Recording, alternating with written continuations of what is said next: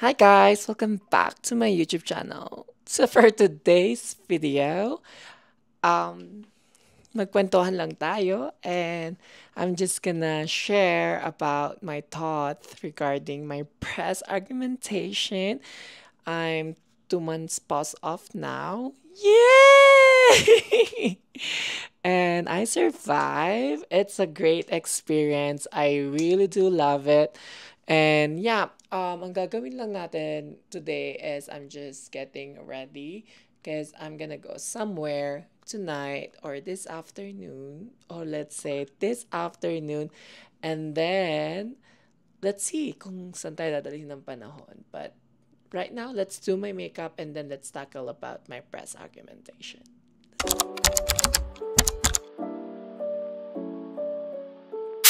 So, hi, mic check. So, sorry. Chine-check ko lang kung maayos yung mic ko, if still good quality. And, yeah, let's go start this vlog na. I know, dami kong ichichika sa inyo from my recovery experience and everything. And, yeah, by the way, first things first, gusto ko lang i-share sa inyo, this is my favorite tint foundation from Mars. Mars? NARS? Stupid! Ala! Yeah, from NARS. Meron siyang SPF 13 na, kaya love na love ko siya. Kaya, although naglalagay pa rin ako ng sunscreen, but like, double protection. It's so hot right now. It's so hot.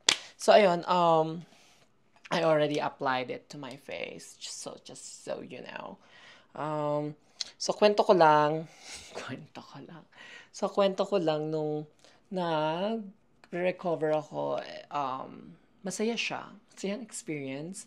So masakit lang and mahirap for the past, yung first 5 days ko.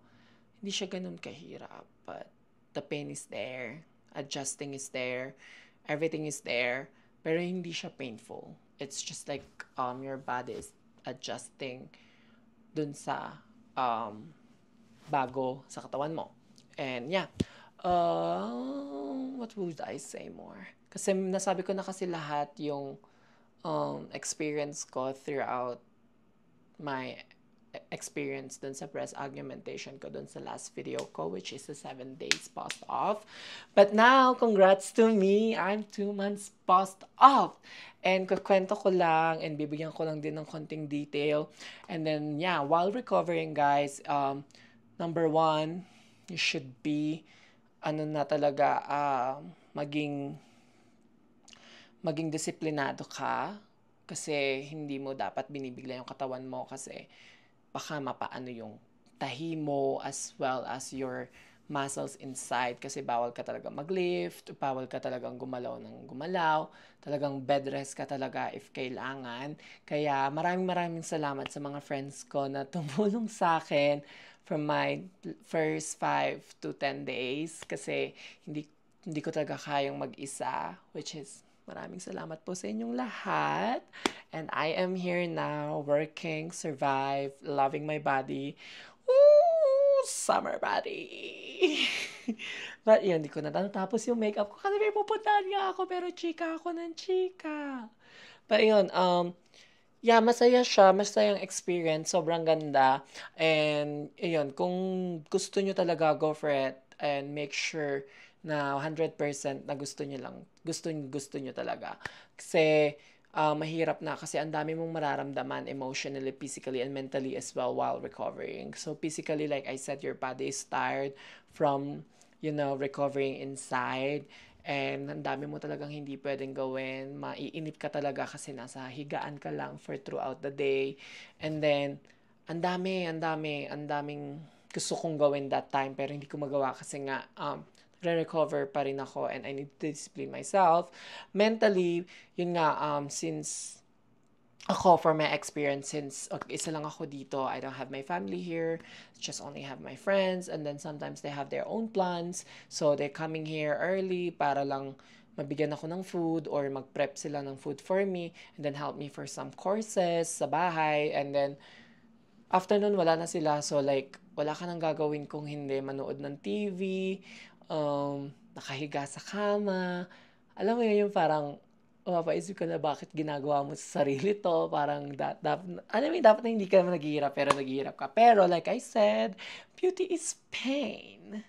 Beauty is pain. Ladies and gentlemen, beauty is pain. But yun, third, like, magkakaroon ka talaga ng body dysphoria.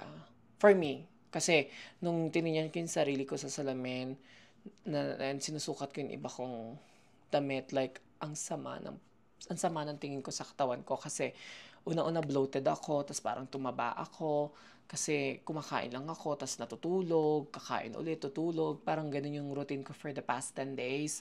And alam mo, tapos di rin ako makapag-makeup, di ako makapag-ayos ng buhok, ang dami, like, hindi ko hindi ko gusto. Parang hindi ko gusto yung nakikita ko sa salamin. Pero, nilabanan ko, nilakasan ko loob ko kasi I think, I heard and then I saw in some, videos sa YouTube or TikTok na kasama talaga yun sa experience, yung mabody dysphoria ka, you feel like it's not good, and everything. And take note, hindi ko pinagsisisihan yung size ko right now, which is I am 5'8", and then yung weight ko is 160, and then I did may wide shoulder kasi ako, as you can see, wide yung back ko, so I did 415.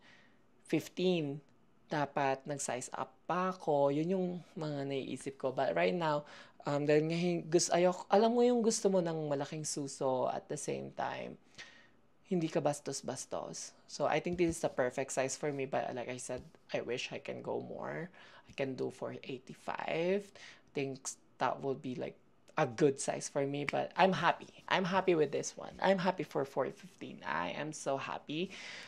Kaya, ayun lang. Suggest din yun sa akin ng friends ko. If you're gonna do it um, with everything na, like, ilaban mo na kasi hindi naman siya one time, big time. Pwede ko naman siyang palitan if I want to. Pero, you know, but yeah, but yun, pag-isipan mabuti kung anong gusto nyong size kasi parang konti lang naman din kasi yung size difference.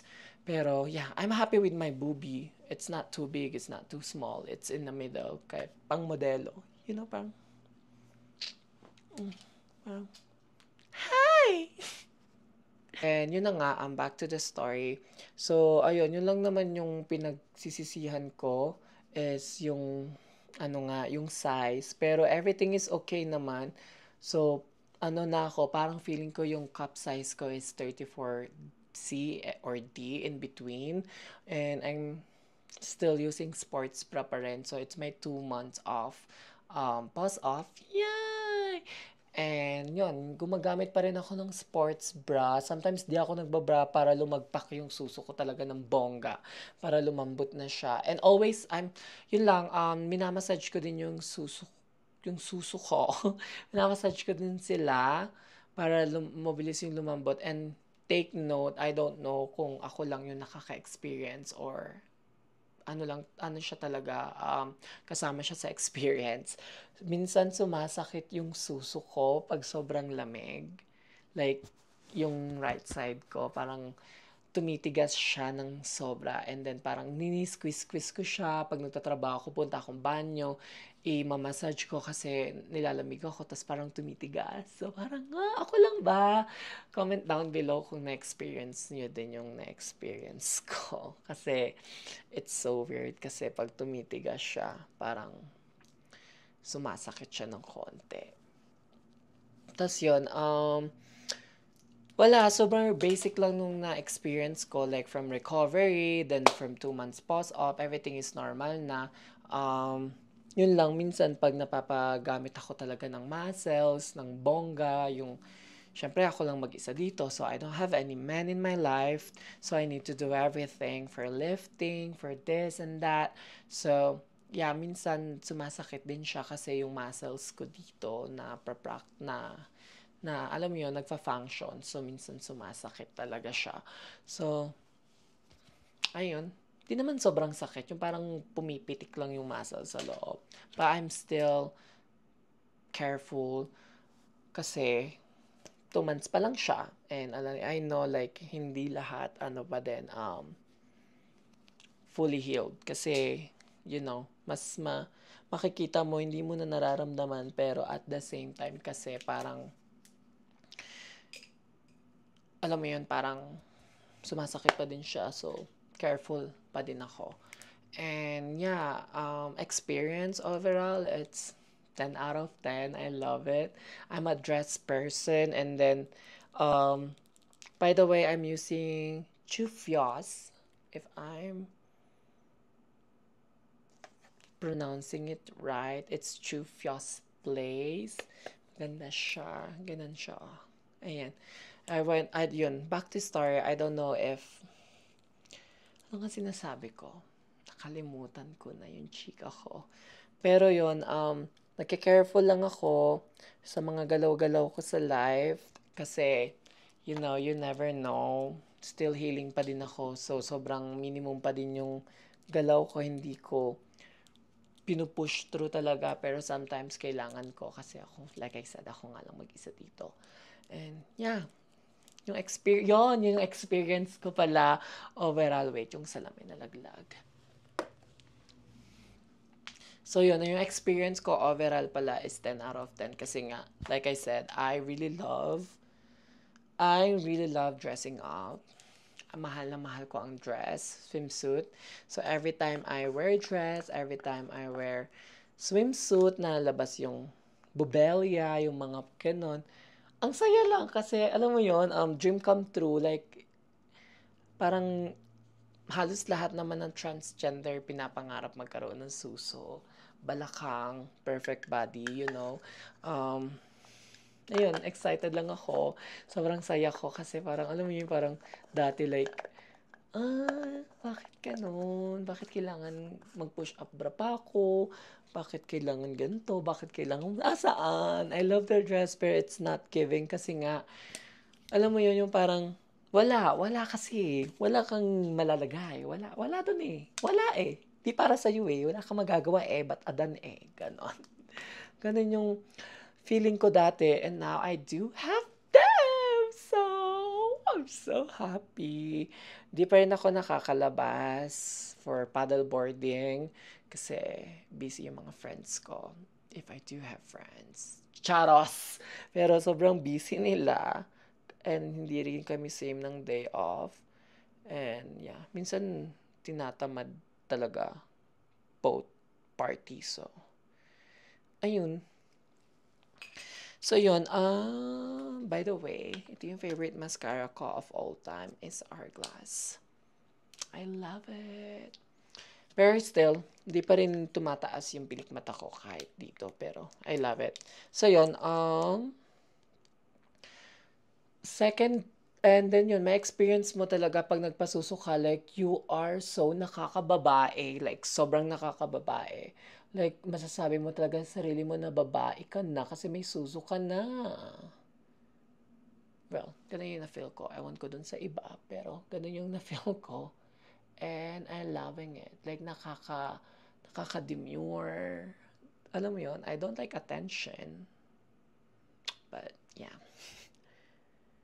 Ayun, masaya siya. Masayang experience. So, basically, yung nangyayari basically, yung nararamdaman ko lang ngayon is like, yung pananakit, hindi naman siya sumasakit eh. Yung parang pag maano lang, pag maano lang yung,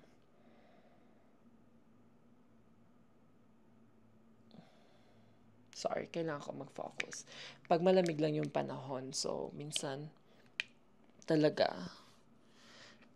naninigas siya and kailangan ko siyang i-massage kasi kailangan natin siyang i-massage para lumambot. And yeah, I'm using Anastasia for my eyebrow gel. It's one of my favorite product as well kasi nag-stay talaga siya to the highest level. And wala. Ayun. Yun lang yung mga kwento ko sa life. But yeah, lately, sobrang saya lang. Sobrang saya lang nung experience and I love it. I love it kasi may susun na si Bakla. And ayun, nakakarampa na siya ng bongga kasi proud na siya mag-dress and everything. And you know, yung confident ni Bakla to the highest level. And yeah, I loving. Loving.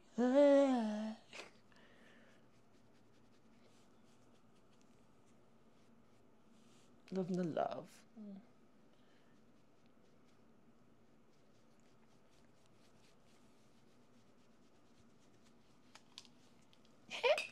So, ayun, gagamitin ko ngayon is Ilmi Cage. I don't know kung paano i-pronounce yan. From my eyeliner. Correct me, guys. Correct me, okay? Hindi ako perfecto. But yun, dahil 2 months na akong pause-op, masaya. I love it.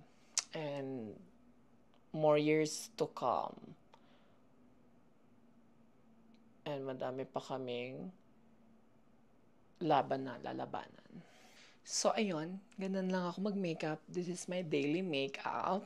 So, ayun, ganun lang ako mag-makeup. Daily makeup. Routine ko lang siya. Parang pang-araw-araw na makeup ko lang. Parang, thin foundation, blush on, a little bit of highlighter. I forgot. So, this is my favorite highlighter of all time. Rare Beauty. So, yun nga, I think that's all. Like I said, kung gusto niyo magpa-breast augmentation, make sure na 100% sure kayo. There's no turning back. And always, parang sa lahat naman ng doctor, ipapacheck sa'yo kung anong gusto mong size. If you're like me, na undecision dun sa 2 size. Na kasi pinagdidesisyonan ko nun is 415 and 485. But like I just followed my heart, kaya naging 415. But like I said, like you should follow your mind kasi yun yung mas importante, yung mind mo, hindi yung puso. Masasaktan ka lang. So ayun,